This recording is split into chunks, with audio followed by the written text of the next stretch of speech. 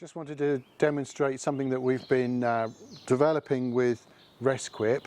This is a basic intervention kit for large animal incidents, and it revolves around the simple equipment that you would need to gain head control and to provide casualty relocation, or in some situations where someone may be at risk, you can actually use it for what we call time critical intervention techniques. So it comes in this very easy to carry grab bag and easy to stow. Just to open the bag up, and yeah, it's been used. It's a little bit mucky. We've got our carry sheet, head carry sheet, which is a really important part of any casualty centred response. Underneath we've got the means to get initial head control. So in the kit, depending on how you're using it, you could have different numbers of improvised halters, you could have head collars in there. It really depends on the circumstances that you're using it in. So important to get initial head control. We do have hobbles that are in here. Hobbles are necessary for these time critical intervention techniques, and so they don't take up much space, but they do allow us to carry out some of the maneuvers that would be very difficult to achieve without this specialist piece of equipment.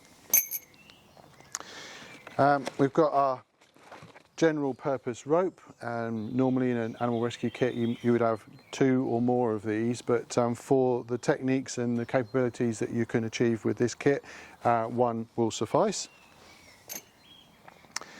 Then we've got our strops. So these are a new version of the previous industrial webbing strops.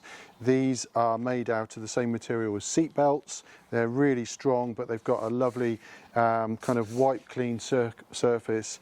They've got colour coding depending on the size. Now these are 7-metre strops, and as a kind of a catch-all for animal intervention, 7 metres will allow us to do manual manoeuvres, forwards, backwards, sideways, and they were long enough to do rollovers and controlled rollovers for most animals. So as an initial kit, this one size is adequate.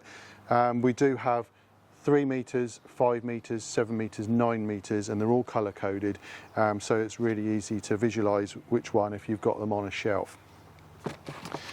So strops ready to go. So you can see that the bag is of the size to contain the simple equipment, but it's also rigid, and what gives it its rigidity is the fact that we've got a strop guide embedded in the actual bag itself. So these are velcroed in place, and you can see here that we've got a strop guide, which is essentially a piece of plastic similar to a rescue glide, which has again got white clean material on it, and it's got an attachment on one end with poppers.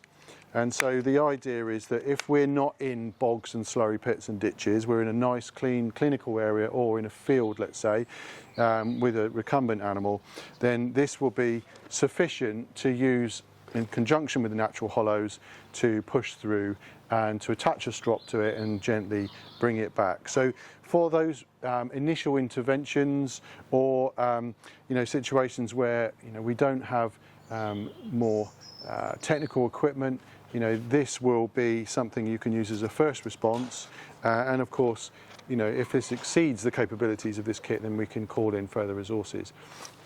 But this is something that we feel would be really appropriate for an instant response team on a site, or for vets in a clinical situation where they need to perform manual relocation of large animals.